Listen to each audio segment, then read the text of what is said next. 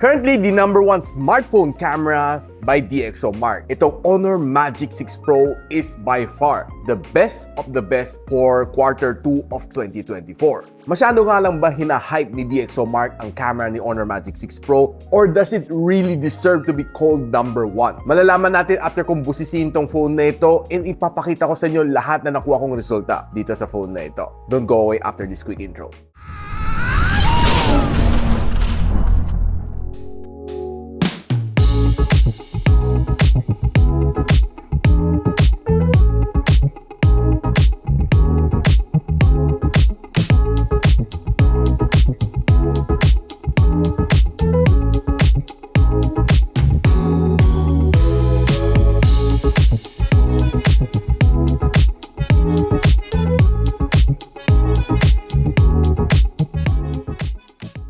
So guys, itong Honor Magic 6 Pro na may 12 gigs of RAM and 512 gigs of storage, ang hula ko dito sa presyo nito is around mga 59,990 or a little bit above. This is because nireview ko itong phone nito a few days before their launching and wala pa idea sa kanyang official SRP.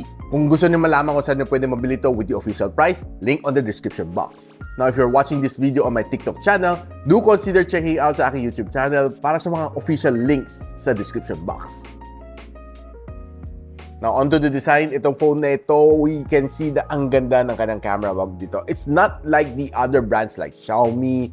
Ang laki ng kanyang camera module. Sobrang kapal, sobrang bigat ng kanyang phone. And Honor was able to make it. Isipin mo may 180MP na camera sensor dito sa phone na ito, which is quite enormous, no? For me, I was shocked, no? Akala ko typo, 108, but it's really 180 na MP. And what's nice dito sa kanyang design, glass ang kanyang likod. And one thing na gusto ko dito is hindi siya madulas and matte finish siya, so wala siyang fingerprints dito sa likod. Makita mo yung likod niya is round edge, so meaning hindi siya makanto. And this one also has a quad curve na display. Curve sa taas and sa baba, and pati sa sides. So making your gesture experience dito a lot better. Ito phone na ito has a really powerful na processor. It has the latest na Qualcomm Snapdragon 8 Gen 3, which is the most powerful na meron ni Qualcomm. And if you check dito sa Antutu benchmark, nakapag-score siya ng 1.72 million points. Breaking it down, this is the score. 5,167 ang kanyang loop score dito sa Wildlife Extreme, but 66% lang kanyang stability. Ito ang score na nakuha ko dito sa CPU benchmarking dito sa Geekbench. Ito naman nakuha ko sa kanyang GPU benchmarking. Medyo up and down ang kanyang result dito sa thermal throttling, and it throttled to 73% ng kanyang maximum performance. Huwag kayong mag-alala dahil karamihan ng mga Snapdragon 8 Gen 3, ganito ang resulta na talaga. Medyo mainit. And by the way guys, this phone is currently running Magic OS 8.0 inside Android version 14. Now, one of the surprise dito sa phone na ito is that it has a 5,600 mAh na battery. Normally sa mga flagship, makita mo nasa 5,000 or nasa 4 or 5, yun ang mga sizes ng mga battery, no? But si Honor has packed in a bigger battery dito sa phone na ito. And it supports 80 watts na Honor Supercharge and 66 watts na wireless charging support. Probably that's the reason kung medyo may kunting kabigatan tong phone na ito at 229 grams dahil malaki ang kanyang battery. Despite na malaki ang kanyang battery, matagal din maubos ang battery mo dito sa phone na ito dahil it was able to give me a 17 hours and a half dito sa kanyang screen on time based dito sa PC Mark testing. Ginawa ko to under 50% brightness and 60 Hz na screen refresh rate. Now, itong phone na ito supports dual 5G and it can support a eSIM sa kanyang second SIM slot. Now, ang screen nitong phone na ito is a 6.8-inch na LTPO OLED display. Meron siyang 120 Hz of screen refresh rate and ang kanyang maximum brightness is at 5,000 nits, which is probably one of the highest na meron sa market. And mataas yung kanyang screen-to-body ratio at 92%. And ang kanyang front glass is supported by a nano crystal shield. I think kasing tibay siya ng Honor X9B. But hindi ko siya nasabi i-drop test niyo ang phone ninyo, ha? Now, if you're the type of person na mahilig sa social media, do expect a good swiping experience dito sa phone na ito. I've been using tong phone na ito mostly on my socials for the past month using Facebook, Twitter, Instagram, and TikTok. Okay na okay to. You expect a really nice and really smooth experience dito. I've been trying a lot of different apps dito and masasabi ko ang ganda ng kanyang screen. And since meron siyang wideband level 1 na security level, you can watch HD dito sa Netflix and on your other online streaming apps. And watching some videos dito sa YouTube, expect it to be really nice kasi it was able to give me some really nice experience dito while I'm watching some of my favorite Korean novela, watching some animes and watching some basketball games dito since it's NBA playoffs. Ma-enjoy mo talaga dito sa phone na ito dahil ang ganda talaga ng kanyang screen. Now, itong phone na ito has a stereo speaker, 6 na butas sa ilalim, and 5 butas dito sa ibabaw. Pakinggan na natin kung gaano kalakas ang kanyang sounds.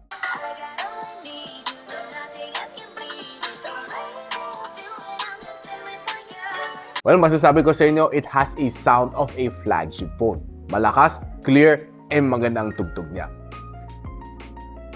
So right now, we'll move on sa gaming naman. Since this phone is not just only a camera phone, but it can give you some really good gaming experience kasi meron siyang Snapdragon 8 Gen 3. So, of course, we'll go ahead and play some games dito sa phone na ito. I did play 4 games dito, Call of Duty Mobile, Call of Duty Warzone, Farlight 84, and Genshin Impact. And starting off with Call of Duty Mobile, this is one of the games na lagi ko nilalaro. So expect mo dito sa phone na ito, perform without any hiccups, wala kang mafe-feel na lags, ang ganda ng kanyang display, ang ganda ng kanyang graphics, and expect mo ang kanyang touch response dito is definitely fast. And kahit maglaro ka ng 1 oras, 2 oras, 3 oras dito, definitely mag-enjoy ka dito sa game na ito. Pagdating naman sa Farlight 84, sinet natin sa maximum graphical settings. It was good until siguro maybe when I hit mga 30-minute mark. Medyo may na-feel ako slight na frame drops dito. But I'm not quite sure kung what happened along the way. Pero after that, may na-feel ako konting frame drops. Then after that, medyo nag-okay na, nag-stable naman siya uli. I was playing several Battle Royale dito sa game na ito. And graphics was nice. But there are some times talaga mafe-feel mo may kunting frame drops. Very minor lang. Halos di mo naman siya masyadong mafe-feel pag medyo intense ng laban, no? But on some certain occasion, na sobra kayong dami na nagbakbakan on a certain point, may slight delay ka mafe-feel dito. Maybe kulang pa sa optimization, but I hope na a update might correct this one. And ang pinakamainit na na-achieve na dito is around mga 45 degrees Celsius dito sa Farlight 84. Moving on sa Call of Duty Warzone, itong game na ito is probably one of the most requested dito sa aking channel. And, well, of course, setting into all high settings dito sa phone na ito, expect mo talaga mag-perform siya na maayos. And halos, wala naman masyado na feel na frame drops, though hindi pa siya masyadong optimized siguro para dito sa phone na ito. But one thing's for sure naman dito na masasabi ko is na maganda-gandang graphics dito sa phone na ito. Definitely, you will be able to enjoy this one and very, very minimal lang ang kanyang frame drop. And it was able to hit up to 47 degrees Celsius. Now, pagdating mo sa Genshin Impact, to my surprise, ito ang hindi nag-lag. Halos wala na feel na frame drops and lag sa Genshin Impact. All high settings and okay siya. Habang naglalaro ako, daming kalaban on the battlefield. And after playing for 30 minutes dito sa game na ito, uminit siya up to 47 degrees Celsius. Now, probably, it's about time na pag-usapan natin ang highlight nito phone na ito, which is ang kanyang camera. It has a 50MP na main camera sensor with OIS, and meron siyang 180MP na periscope telephoto lens na may up to 2.5 optical zoom with OIS. And of course, meron siyang 50MP na ultra-wide lens with 122 degrees of field of view, and meron siyang autofocus. And the phone na ito can shoot you up to 4K and 60fps. And ang kanyang front-facing camera is a 50MP na front-facing camera na may TOF 3D na sensor pang biometrics, and it can shoot you up to 4K and 30. Now, with the number 1 smartphone camera here sa aking kamay, itong Honor Magic 6 Pro is really set to perform.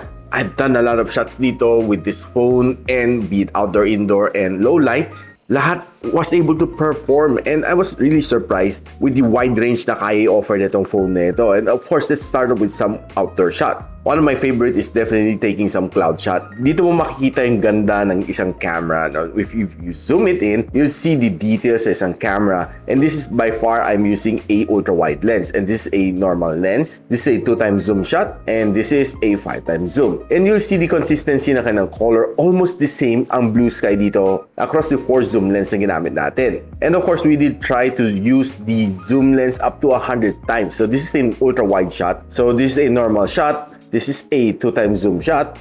This is 5x, 10x, 50x zoom. And this is a 100x zoom. So kita mo, no, hindi siya yung nag-blur out na ng husto.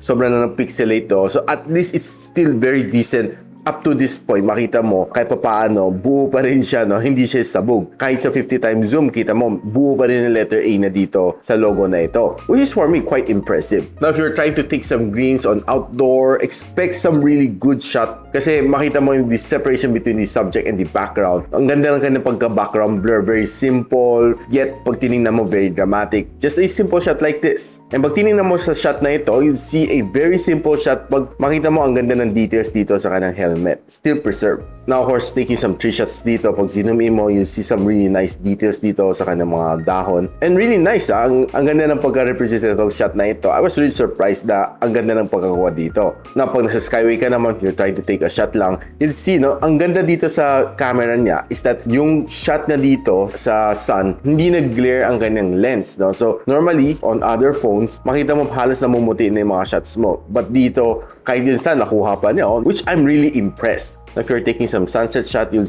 take some good shots like this one and even this one. Now, pagdating naman sa indoor shots, sa low light, you'll see, kung marunong kung gumamit ka ng camera, no, you'll really get some dramatic shot like this one. Very simple shot lang siya, no? But very meaningful. Ang ganda ng ganda pagka-focus dito sa subject. And taking some shots sa mga wines sa background and some shots like this one, you'll see na talagang ang ganda ng kanyang camera. And even on a simple shot like this one, makita mo na very dramatic ang kanyang finish. Na kumuha rin naman ng couple of shot dito sa IKEA, makita mo, maganda talaga siya mag-perform on low light and you'll really love to use this camera wherever you go. Now, pag mahilig ka naman sa food photography, expect this camera to be able to give you really good na subject shot sa mga food. Like this one, makita mo, no? Very simple. Pag kinuha mo, ang ganda ng kanyang focus sa subject and pagdating sa background, ang ganda rin kanyang pagka-blur. Taking some salad shot and some other bread shot, you'd really get some nice shots na you expect, akala mo DSLR ang kumuha dito sa kanyang shots. And further taking some cake shots, you'd see really nice photos dito sa kanya. And there's still a lot of shots na gusto ko pakita sa inyo, guys, but of course, due to the limited airtime dito sa aking channel, I would highly recommend na i-like nyo ang page ko sa Facebook since I do post mga pictures from my cameras, no, and especially dito sa Honor Magic 6 Pro, which I took a lot of shots and gustong gusto ko i-share lahat to sa inyo. I-upload ko to sa aking Facebook page. Do follow me there para makita nyo lahat ng shots na nakuha ko dito sa Magic 6 Pro. Now, taking some shots using the front-facing camera, you'll see ang ganda ng kanyang range. This is a very simple shot and medyo low light siya. Ang ganda ng kanyang pagka-focus dito sa aking subject, sa aking mukha. And yung likod niya, no, looks very dramatic. Kahit yung mga simple shots like this one, mapapa-wow ka lang talaga. These are probably some of the few times na gusto ko gumamit ng selfie camera. Dahil sa ganda ng kanyang camera, be it indoor and outdoor, talagang it's set to perform. Now, if you're using the front-facing camera to take a video, I would say ang ganda ng kanyang resolution. Except nung kanina, nag-glare ang araw, makikita mo medyo namumuti. But other than that, the video is quite good. Kung ginamit mo ng camera on outdoor, expect mo smooth, ganda na ganang video quality, the resolution is nice, pwede mo na gamitin ka ng zoom while walking. Yan, nakita mo, nag-zoom in all the way. Ang ganda, ang clear pa rin ng video. If you're trying to take some video like this one, makita mo, ang ganda, no? Pag zoom in mo, instant, ang linaw ng kuha niya. This is a 3D printing, by the way, guys, of a frog. Now guys, given na itong phone na ito is so powerful, ang kanyang camera performance is really good. Hindi siya hype. It's really, really good based on my experience. And I personally believe that the phone na ito deserves to be called #1 smartphone camera as of now sa DxOMark ranking. No? Hindi siya hype. It's really good. And based on my usage dito sa phone na ito, I really enjoy it sa gaming, sa camera, and sa overall experience. It's really good. Now, if you're paying a little bit above 60,000 pesos, I'd say it's definitely worth it compared sa mga phones like Xiaomi 14 na may Leica. Pero hindi mo mafe-feel ganun kaganda ang kanyang camera system. But dito sa Honor, talagang mafe-feel mo right out the box ang kanyang camera performance is really definitely good. If you want to know kung saan nyo pwede mabili itong phone na ito, link on the description. And a sub to this channel would definitely be honorable. I'll see you in the next one. And so, ako para si Richmond and you're watching Gadget Sidekick. What's up? Like and subscribe to my channel. Don't forget to hit that notification bell. For one of my latest uploads, click the dito. And for one of my popular uploads, click here.